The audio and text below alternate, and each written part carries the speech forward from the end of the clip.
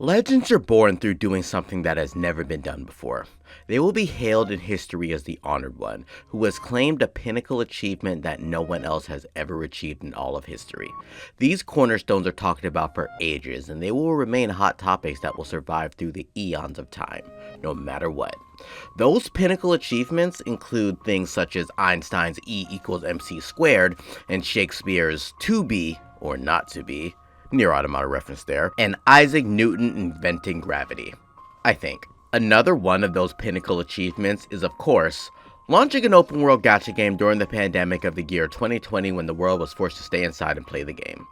That is one of the crowning achievements that sets you up to be a legend for the next decade. The pandemic was a very hard time for many people, and what was presented to those people going through it was an amazing, new, and unique game, Genshin Impact. I was one of them. Now, the reason I bring this up is to demonstrate that Genshin Impact has become a massive game with a gigantic following. Despite its gigantic following, more than 50% of the players still follow Genshin, but don't play Genshin.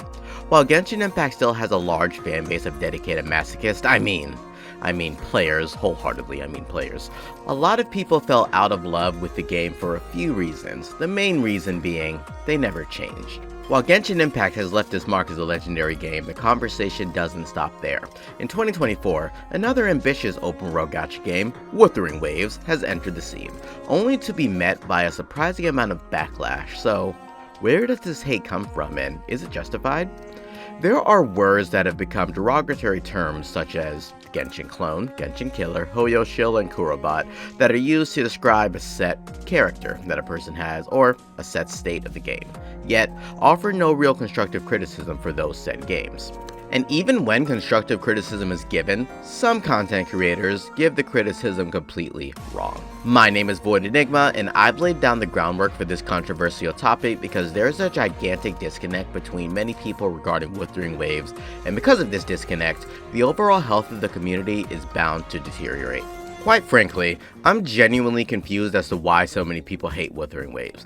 Just the mention of Wuthering Waves can really rile people up in the community and social media sites such as Reddit, Twitter, and especially in the YouTube comment section. So instead of going onto every Wuthering video and saying, "All hail Lord Wuwa," I decided to do some research, and I've done my homework on both Genshin Impact and Wuthering Waves, and I've made countless videos discussing the differences between the two. Both the benefits and, what's the opposite of benefits? Friends with benefits? Friends with negative benefits? Unbenefits? Anyway, I've pointed out the benefits and negatives of both of these games, but the comment section is filled with very proud voices from each side. Many content creators and players for these games will speak out about their feedback for Genshin Impact and offer a meaningful reasoning as to why they feel this way about Genshin Impact's falloff. Meanwhile, on the other side of the spectrum, people will simply say things like, "Wuthering Waves is shit, it's a trash game, story is shit, it's just a Genshin clone," or whatever else that may come up to their mind. Personally, I've never said that Genshin is a bad game. I am simply stating the facts of what each game has to offer. And yes, I am more on the Wuwa side because of the experience that I've had with the game, but let's talk about the term Genshin killer, which infuriates so many people whenever that term is thrown around carelessly. If it's a video discussing Wuthering's good points or bad points, then the term Genshin killer is used or commented in some way, shape, or form. The term Genshin killer sets unrealistic expectations for any game. It implies a direct rivalry that only fuels toxicity, rather than allowing games to be appreciated in their own merits. Wuthering Waves never claimed to be a killer. That's the narrative that was created by the community, and it does more harm than good. The term is used far too often, and it really demonstrates the opposite of what we want. The only ones who can truly kill Genshin is Genshin, and trust me, they're already on their way to doing that, but Genshin is more than just a game. It's a cultural phenomenon with a massive fan base, and even among those who no longer play, the brand power makes it nearly impossible for any competitor to simply kill it. Hoyo as a brand has become so big that they have spawned people to create animations, art, cosplays, hentai. Genshin is more than a game. Combined with Honkai Star Rail and now Zenless, it is a brand. Even if no one plays their game, they are probably still watching these trailers and the new releases and will spend money on merch that they really enjoy. Most of these players don't even play Genshin Impact, which is crazy. With that being said, most of these players are very casual as well, which is how they actually want to play the game, and that is where the hate for Wuwa comes in. Wuwa is really meant for a more determined audience to fully immerse themselves into the core mechanics of the game and have a great time doing so. Because of this, the audience deters many, and I mean many, of players from even trying. It's a more complicated combat system, and you really only get invested if you like this type of gameplay. In addition, they're a gacha game, so that's also an immediate turnoff for a large spectrum of people.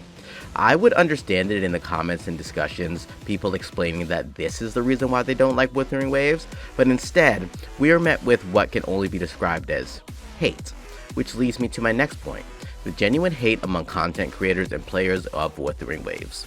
There are many controversial videos and streams discussing Wuthering Waves that have come to light recently, and there are many creators and people who are really angry about these takes. For example, I saw a funny little stream by Satanos, and he was talking about the hate within the community, and I was briefly present for his discussion regarding videos released by Vars and Ryuku Sensei.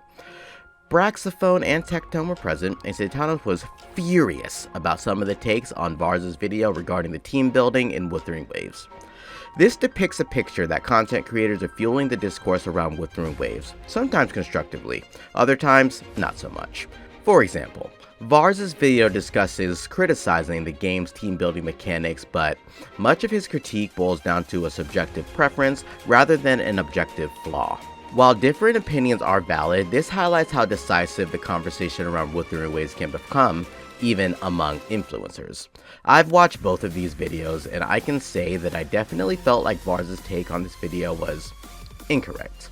All of the downsides he pointed out were things that I liked about Wuthering Waves. And sure, while his opinions didn't align with me, it was still his opinion. And 40% of his audience definitely saw that fact, so I'm sure Vars got the message one way or another. While I agree that if you make controversial topics, then be prepared for controversial feedback, and once you upload your video, then that ship has sailed and there's no takebacks. Still, it's just an opinion at the end of the day, and we should approach it rationally. Content creators should be held to a higher regard, especially if you have a big audience, but still, people will have a sense of what's right and what is wrong, and I feel that making content for Wuthering Waves still has its merits. Just be ready for the chaos that ensues you if you have some bad takes. As for Ryuku Sensei's video, I absolutely enjoyed it. It was pretty good overall. But alas, the community behind Wuthering Waves is still pretty strong.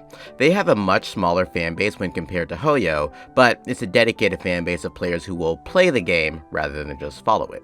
It's becoming more apparent to me that the people who talk about Wuthering Waves in a positive light talk about the aspects that they enjoy of the game and also discuss the downsides, whereas most people who talk about why Wuthering Waves is bad just say simple mute points that offer no substance. Now don't get me wrong, there are people who discuss why they don't like Wuthering Waves over Genshin, but it's just rare to see those type of comments. People really present a hive mind mentality, and the fact that Wuthering is a gacha and we're given such expectations as a Genshin killer really pissed off people, pissed them off to the point where they genuinely hated the game.